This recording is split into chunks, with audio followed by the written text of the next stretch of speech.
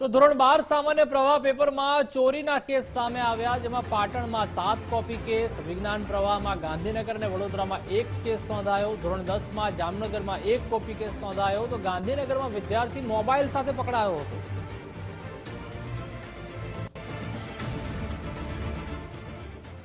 તો પાટણની કોલેજમાં ચાલુ પરીક્ષામાં રીલ બનાવીને રોલો પાડતો વિદ્યાર્થી જોવા મળ્યો. Maharshi Dayanand arts and commerce કોલેજનો વિડીયો વાયરલ થયો છે. એમાં એચએનજીયુ અને વાસ્પા કોલેજના પ્રિન્સિપલ દોડતા થયા હતા. કોલેજ સંચાલકો તાત્કાલિક એચએનજીયુએ પહોંચ્યા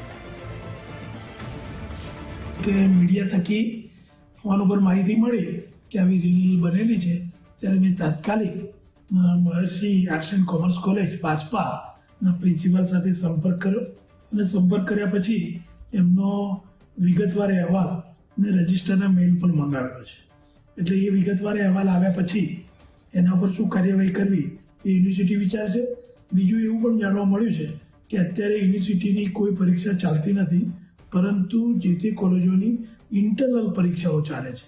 એટલે આંતરિક પરીક્ષાઓનો મામલો હોય તો તેની જે કમિટી છે એ કમિટી વિદ્યાર્થી પર શું પગલાં લે છે એ પણ આપણે રિપોર્ટ મંગાવેલો છે. આજે BSM 6 છેલ્લું પેપર સમાજશાસ્ત્રનું હતું અને પૂર્ણતાના આરે હતું, અને એક વિદ્યાર્થીએ વિડીયો વાયરલ કર્યો. એ એમને ખબર પડતા જ અમે ગંભીર નોંધ લીધી.